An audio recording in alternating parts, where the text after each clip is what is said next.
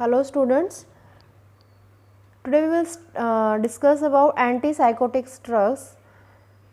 Psychotics मतलब psychic को हम जनरली क्या कहते हैं कि ये पागल हो गया है। जैसे हम कहते हैं ना कि भाई तेरा दिमाग नहीं चल रहा है, तुझे साइकेट्रिक्स के पास जाना चाहिए। मतलब कि आपको बातें समझ नहीं आ रही हैं, आप अपने हिसाब से अपना लगे पड़े हैं, तो उसको हम क्या कहते हैं कि ये पागल हो गया। तो एक्चुअल में क्या है कि उसके अंदर जो ब्रेन है हमारा, ब्रेन के अंदर कुछ हार्मोन जो हमारे न्यूरोट्रांसमीटर्स होते हैं, जो केमिकल्स होते हैं, उनके अंदर अप डाउन्स हो जाता है।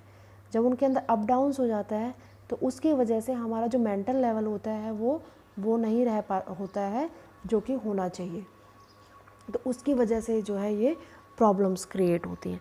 अब इसमें एंटीसाइकोटिक में जनरली क्या होता है, पहले हम इसका बेसिक देखेंगे। हमारे ब्रेन के अंदर एक डोपामिन केमिकल लगा लो आप, एक केमिकल होता है। अगर उसकी कंसंट्रेशन, अगर वो बैलेंस फॉर्म में रहता है तो हम नॉर्मल रहते हैं, राइट। जब उसकी अगर कंसंट्रेशन इंक्रीज हो जाती है तो हमें साइकोसिस हो जाते हैं हम लोग, यानी कि एक हमें हेलुसिनेशंस हो जाता है, डिल्यूजन्स हो जाता है। जैसे कहते हैं ना भ्रम हो गया, जैसे कि हमें कोई ऐसा लगता है कि अरे हमें कोई आवाज़ लगा रहा है, हमारे कानों में घंटियाँ बज रही हैं, है ना। तो वो खड़ा है, जैसे कई लोग बोलते हैं कि देखो मुझे वो खड़ा है वहाँ, ये खड़ा है, वो देखो मुझे बुला रहा है, ऐसे कर रहा है। तो what are these are the psychiatric problems, जिसके अंदर they are due to the increase in the concentration of dopamine in our brain. अब दूसरा, अगर उसकी कंसंट्रेशन डिक्रीज हो जाती है तो भी प्रॉब्लम हो जाती है। अगर डोपामिन की कंसंट्रेशन डिक्रीज हो गई तो हमें पार्किंसन डिजीज हो जाती है। पार्किंसन का मतलब होता है कंपन। जैसे आपने देखा होगा कई लोग होते हैं, ओल्ड एज नहीं कहते हैं मगर कोई अडल्ट भी देखते हैं या बच्चा भी देखते हैं, तो उनके हाथ पैर कांपते हैं। जब वो लिखते हैं तो हाथ कांपते हैं, जब वो किसी गिलास को पकड़ते हैं तो वो हाथ कांपते हैं। उनकी ग्रिपिंग जो होती है वो नहीं हो पाती है और उनका अननेसेसरी जो बॉडी पार्ट है वो कंपन में रहता है। उसको हम कहते हैं पार्किंसंस डिजीज़, राइट। और ये दोनों, मतलब कि कहने का मतलब कि जो डोपामीन है उसकी कंसंट्रेशन इंक्रीज होना भी प्रॉब्लम है और उसकी कंसंट्रेशन डिक्रीज होना भी हमारे लिए प्रॉब्लम है। हमको, हमारी बॉडी को उसको बैलेंस्ड फॉर्म में हमारी बॉडी को चाहिए अपना नॉर्मल रूटीन काम करने के लिए। अब इसके अंदर जो एंटीसाइकोटिक के अंदर ड्रग आती है दैट इज़ फिनोथायाजीन। फिनोथायाजीन, फिनो का मतलब कि इसके अंदर फिनाइल रिंग होती है, थाया सल्फर एंड एज ई मतलब कि नाइट्रोजन, ठीक है। तो दिस इज़ फिनोथायाजीन। अब इसके साथ यहाँ पे नाइट्रोजन पे चेन लगी है और उसके साथ आपका ये नाइट्रोजन है और इसके पास दो। This is the basic nucleus. जैसे कि आपने बेंजोडाइजेपिन देखा, बारबिचुरेट देखा, एसिटाइल कोलिन देखा, नॉन एफेड्रिन देखा, सब के अंदर एक अपना बेसिक न्यूक्लियस है। उसी के ऊपर चेंजेस कर करके हम उसके क्या बना रहे हैं, डेरिवेटिव्स। डेरिवेटिव्स क्या होते हैं, जिसके अंदर बेसिक न्यूक्लियस सेम रहता है और उसके ऊपर जो ग्रुप्स लगते हैं वो हम चेंज करते हैं, they are known as derivatives, right. अब हम इसको 3 हिस्सों में डिवाइड कर सकते हैं। Benzothiazine can be divided into 3 parts. First is aliphatic side chain, हम ये कह सकते हैं इसको aliphatic side chain. Then is a piperidine side chain and piperidine side chain. कौन से वाले की बात कर रहे हैं हम, इसकी बात कर रहे हैं, क्योंकि ये तो सेम है। चेंज कहाँ आ रहा है, चेंज यहाँ आ रहा है। तो ये वाली जो चेन है that can be aliphatic, this change can be piperidine side chain and this change can be piperazine side chain, ठीक है। अब हम इसके अंदर देखते हैं कि इसका जो SAR है वो किस तरीके से हमारी एक्टिविटी को इंक्रीज और डिक्रीज करता है। तो this is the SAR of phenothiazine. तो जैसे हमने बाकियों का पढ़ा, बारबिचुरेट, बेंजोडाइजेपिन, इसी तरीके से फिनोथायाजीन के SAR के लिए we have to divide this structure into 3 parts. First is ring, this ring substitution, इसके ऊपर भी सब्स्टिट्यूशन हो सकता है। सेकंड इज एल्काइल चेन, इस एल्काइल चेन के ऊपर भी सब्स्टिट्यूशन हो सकता है। And third is this gamma nitrogen, gamma है this alpha carbon, beta carbon, this is gamma carbon, so that's why this is gamma nitrogen, क्योंकि ये कार्बन गामा कार्बन के साथ अटैच है, इसीलिए ये क्या है, गामा नाइट्रोजन। तो अब तीन ही पॉसिबिलिटी है हमारे पास कि भाई एक तो हमारे पास रिंग है, एक हमारे पास ये चेन है, और एक हमारे पास ये नाइट्रोजन है। अब हम इन तीन ही जगह पे चेंज कर सकते हैं फर्स्ट ऑफ ऑल। तो अब हम सबसे पहले बात करते हैं रिंग सब्स्टिट्यूशन की, कि रिंग में हम क्या क्या कर सकते हैं। रिंग के अंदर electron withdrawing group on phenyl ring increase the antipsychotic activity accept eight C1 position.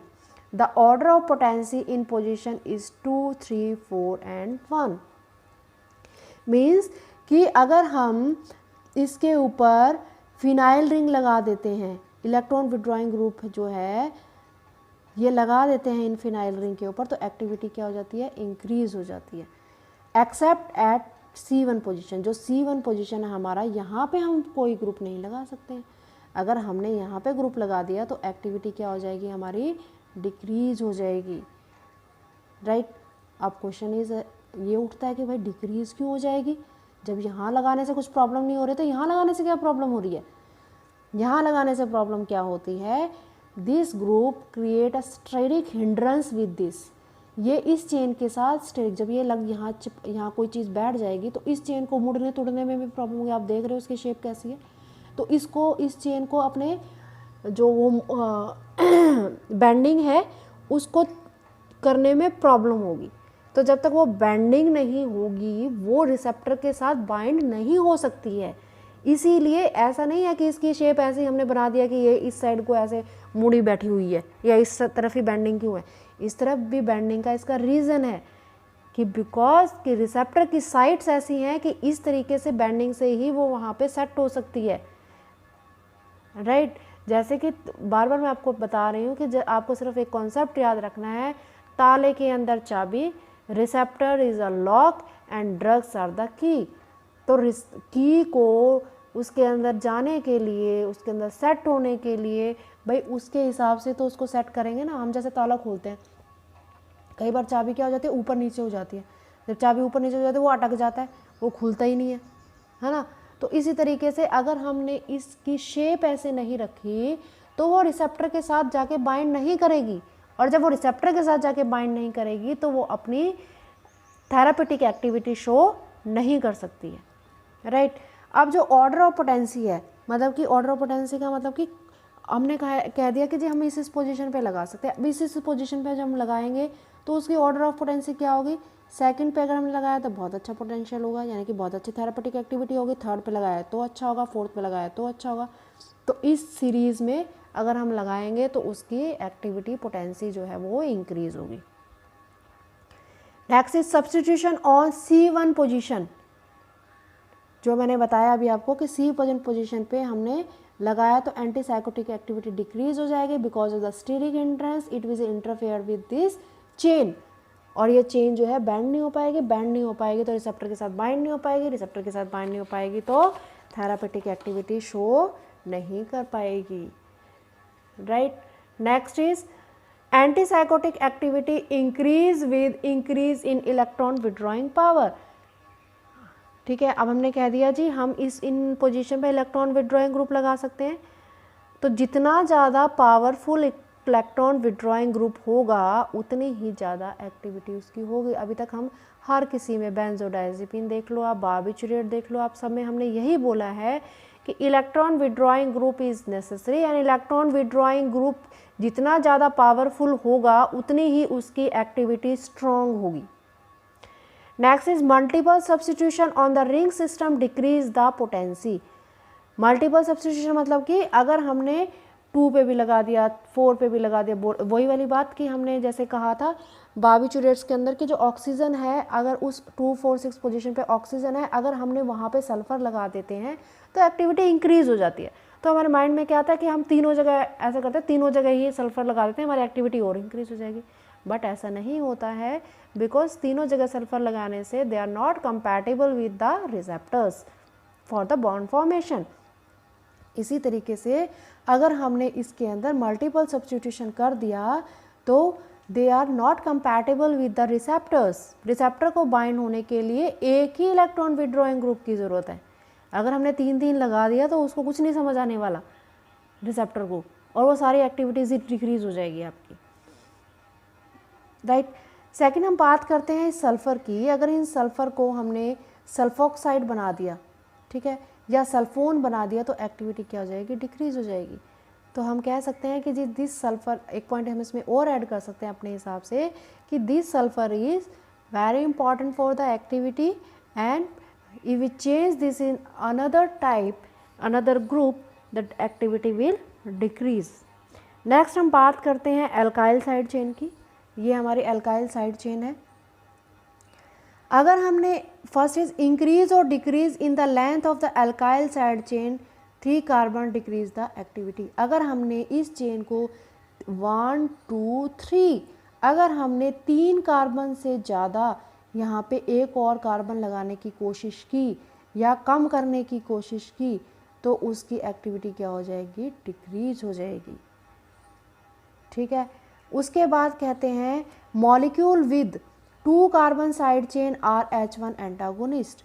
अगर 2 कार्बन साइड, अगर ये हम सपोज यहाँ पे 2 कार्बन ही रखते हैं तो वो जो होगा दैट इज़ H1 एंटागोनिस्ट बन जाएगा। H1 एंटागोनिस्ट क्या होता है, हिस्टामिन एंटागोनिस्ट। हिस्टामिन क्या होते हैं, दे आर एंटी जो एलर्जी कॉज करते हैं। तो एंटी एलर्जिक, जैसे आप लिवोसिट्रीजिन खाते हैं, एविल खाते हैं, वो क्या करते हैं, आपके हिस्टामिन के जो कंसंट्रेशन है, उसका जो एक्शन है उसको कम करते हैं, और they are actually anti histaminic drugs.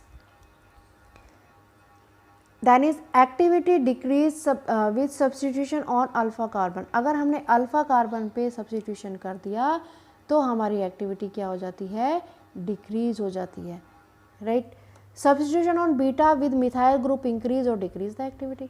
अगर हमने बीटा पोजीशन पे मिथाइल ग्रुप लगा दिया तो एक्टिविटी डिक्रीज और इंक्रीज हो सकती है। अगर हमने substitution on the gamma carbon increase the anticholinergic activity and decrease the dopaminergic antagonism.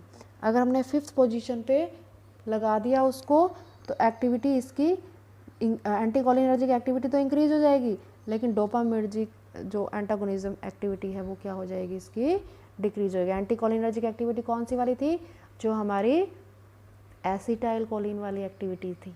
तो वो वाली एक्टिविटी तो हमारी इंक्रीज हो जाएंगी, और हमारी डोपामिन वाली एक्टिविटी कौन सी है हमारी, जो ब्रेन से रिलेटेड एक्टिविटीज़ हैं, एंटीसाइकोटिक है, हिप्नोटिक्स है ना, और ये एंटी एंजाइटी है, ये सारी एक्टिविटी क्या हो जाती हैं, उसकी डिक्रीज हो जाती हैं।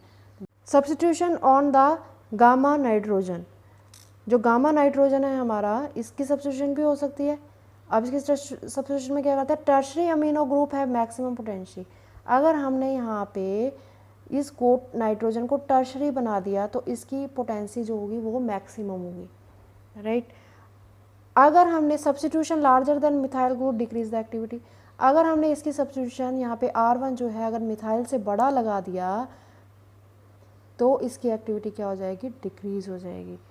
अगर हमने इसको क्वाटनरी बना दिया, ठीक है, तो वो बिल्कुल ही इनएक्टिव हो जाएगा। क्वाटनरी का मतलब कि अगर हमने चार जगह से उसको सब्स्टिट्यूट कर दिया तो उसकी एक्टिविटी क्या हो जाएगी, डिक्रीज हो जाएगी। तो this was the SAR of phenothiazine. Thank you.